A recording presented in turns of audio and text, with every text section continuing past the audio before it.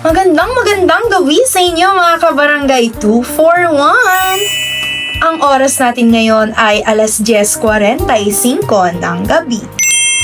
At nagbabalik tayo ngayon sa segment na Huling Kwento Bago Good Night! Ako po si DJ Pumps.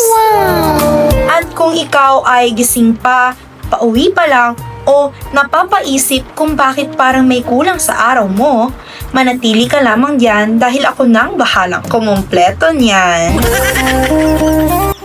Dahil minsan, sa sobrang bilis ng mundo, sa kakahabol natin sa oras, sa gutom na hindi lang tiyan ang nakakaramdam, at sa pagod na kahit pahinga ay hindi na kayang tapatan, nakakalimutan natin ang pinakasimpleng bagay, ang tumigil sandali at magdasal.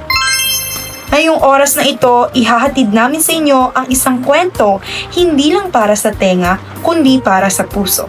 Isang alamat tungkol sa isang paalala na hindi dapat mawala sa isipan ng bawat isa. Isang simpleng bagay pero kayang baguhin ang takbo ng buong araw at kahit ng buong buhay. Mga kabarangay 241, ihanda ang inyong sarili. Ipikit na muna ang mga mata at pakinggan ang alamat ng dasal ni Joanna.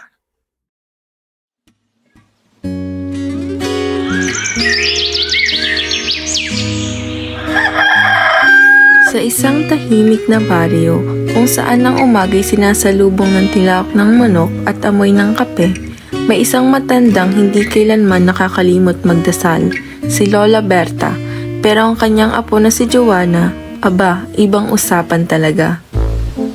Joanna, anak, gising na, umaga na. Magdasal ka muna bago magsimula ng araw. Lola naman kahit umagang aga-aga mo manermon, pwede bang tulog muna magdadasal na lang ako sa panaginip? Oo nga, Joanna. Baka may delivery service ang dasal sa panaginip mo, ha? Huwag kalilimutan ang umagang dasal dahil ito ang ilaw ng inyong araw. Ay, Lola, may nagsalita? May multo ba sa kisame? Hindi multo yan, anak. Konsensya mo yan na nagising na. Congrats, Joanna. Gising na ang katawan mo, pati ang kaluluwa. Pagdating ng tanghali, isang bagay ang siguradong gising na kay Joanna, ang kanyang sikmura. Lola, parang may bagyo sa loob ng tiyan ko. Pwede na bang kumain? Joanna, bago kumain, magdasal muna tayo.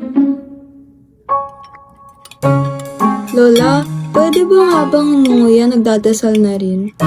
Kung ganun, edi yung dasal mo puro, Amen, nom nom nom nom. Diba, Joanna, hindi pwedeng shortcut ang dasal? Parang fast food, kailangan home cook.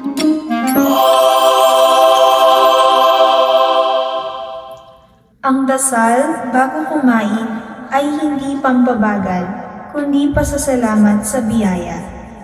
Sige na nga, salamat po Lord. Pero bilisan ko na pagkatapos ha. Ay wow, may condition pa si Lord.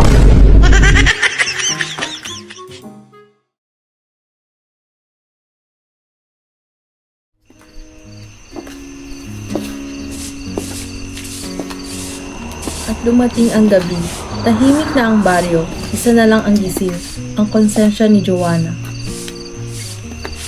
Joanna, anak, magdasal ka muna bago matulog. Lola, pwede bang bukas na lang? Mag-aalarm naman ako Oo nga, Joanna. Baka may snooze option pa dyan sa dasal mo. Haha, o kaya auto-reply. Lord BRB, tulog muna ako. Ang dasal bago matulog ay unan ng kaluluwa. Kung wala ito, paano ka aaliwin sa panaginip? Ay, sige na nga. Amen, good night world. Mas mahimbing ang tulog kapag may dasal, anak.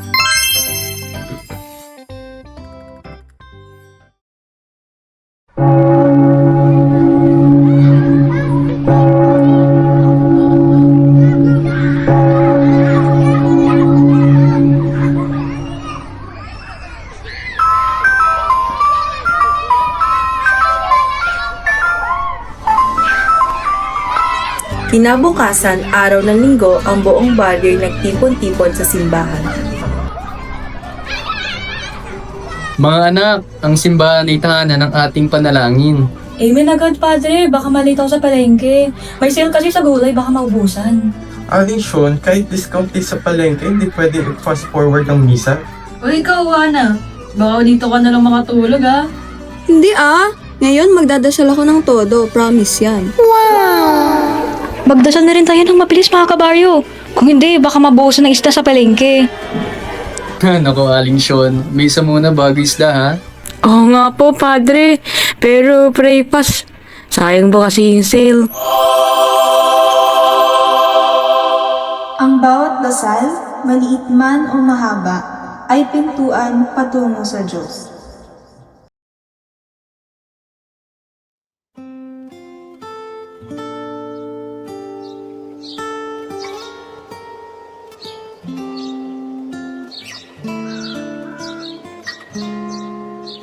At kahit nagmamadali si Aling Sean, natutunan niya na kahit sandali lang, ang dasal ay hindi pwedeng skip.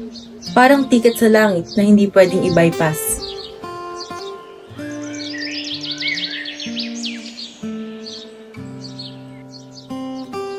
At mula noon, natutunan ni Joanna na ang dasal ay hindi abala, kundi regalo sa bawat oras ng buhay. Lola, Ana, magdasal muna tayo bago kumain ng hotdog. At least ngayon, hindi na nom ang dasal mo. Mabuti na lang. Kung hindi, magpapataw ko ng penitensya. Hugasan lahat ng kaldero ng baryo.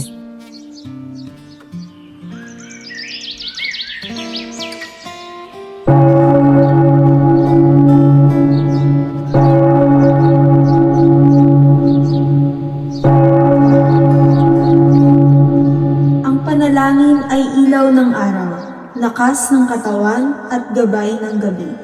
Huwag itong kalilimutan at ang inyong buhay ay laging masagana.